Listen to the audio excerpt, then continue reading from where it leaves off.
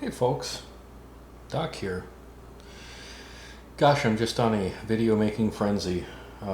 Today, I wanted to show you how I make my homemade gavadil, or cavatelli, as most sane people would say. Apparently my Sicilian friend insists it is gavadil, even though it's not spelled like that. So what I'm doing is I'm taking a quarter cup of milk and lightly beating 2 eggs into it. If I had all of the right ingredients, this would normally be 1 egg, but I'm missing a little bit of ricotta cheese. I've only got about a ½ pound, and the recipe calls for 1 pound or 16 ounces of ricotta. So here we go. We're going to start putting this together. In here is all-purpose flour, 2 cups, and 1 teaspoon of salt. We'll get that in.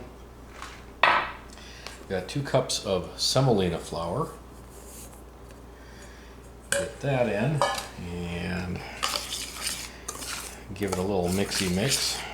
Get the salt distributed a little bit before we try to make a dough out of it. And we'll put a little bit of a well in the center. Some people do this directly on a pastry board or whatever. I like to do it in the bowl. And then what we're going to do is take our ricotta cheese. I wish I'd had the full 16 ounces, but we'll see what happens. A lot of cooking is by golly and by guessing, and doesn't do any good to get too out of joint about these things. Okay, we're gonna put that in there. We've got all of our ingredients in there, and now we just need to start combining and mixing. And we're gonna first get that ricotta kind of loosened up with the milk and the egg. And once that gets going, we can start mixing in the flour a little more easily. And my hands are clean. I washed them, so they've got sparkling clean fingers.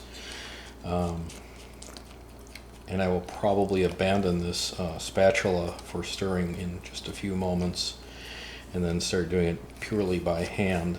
It's a lot easier. Now I could have chosen to not use the ricotta and just go for a full regular dough instead. And I decided I didn't want to do that, and I can tell already that this is going to need more liquid because this is really quite sticky. So I'll probably, even despite the fact I put in another egg, it's pretty sticky. So I think what I'm going to do very quickly here is just get a little bit of milk. Now you're going to bother measuring it. I'll just do it by eye. I'll give you the real recipe. That's probably enough. I'll give you the real recipe later. Actually, I can give it to you right now. The real recipe is 4 cups of flour sifted. Actually, 4 cups of sifted flour. 1 large egg, 1 pound of ricotta cheese, and 1 teaspoon of salt, and 1/4 cup of milk. So I think this is still going to be quite stiff, but we're gonna mix this just the way it is now and see what happens. Maybe it'll be too stiff, maybe it won't. Regardless, I'm not going to make you watch this whole process, and we'll get you back later. Hey, we're back. And I've turned out the dough on my counter with some flour on it.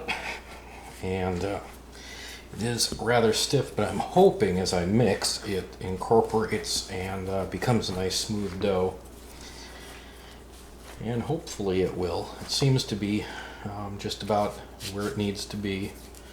A little bit dry, not too bad though. So we'll see what this turns out to be. But we need it here for about 2 minutes, and then it should be ready. So I'm going to just knead this dough and let you go, and I'll bring you back when it's ready.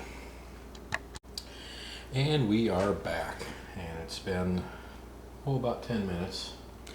We give the dough a 10-minute rest and set it under a bowl to keep it from drying out too much.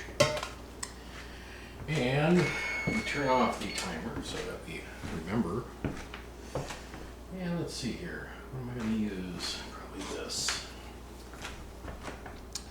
Now we can, they say cut the dough in half. I actually believe strongly that you need to cut it in quarters or less, but we're going to do this for now.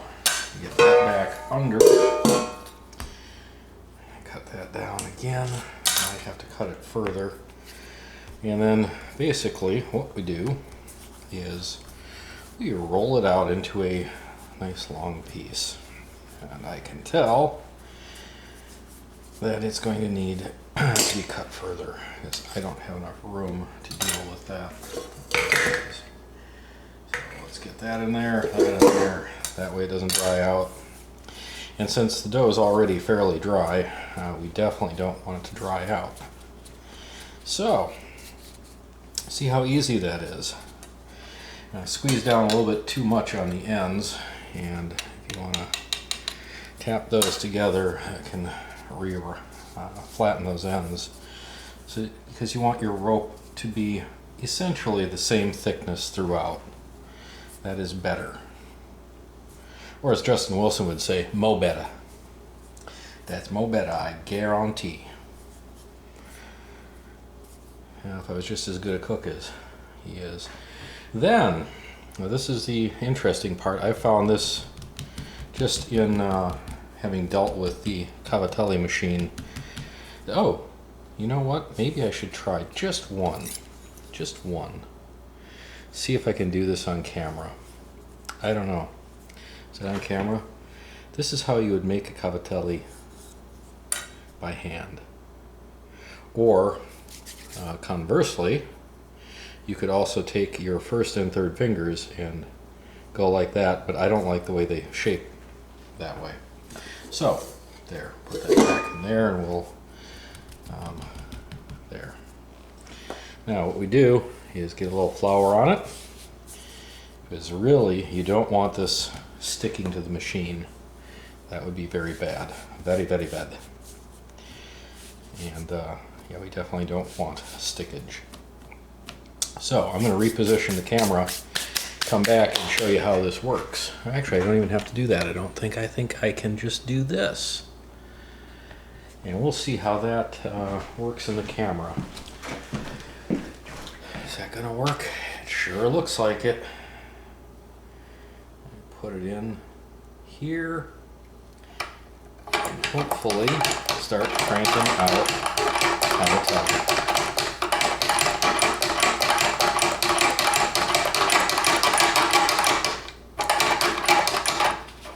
Some of those are very, very small because the dough got kind of strange.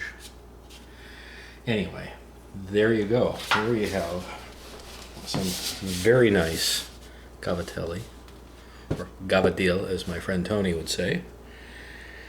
Hope that was a good view of them.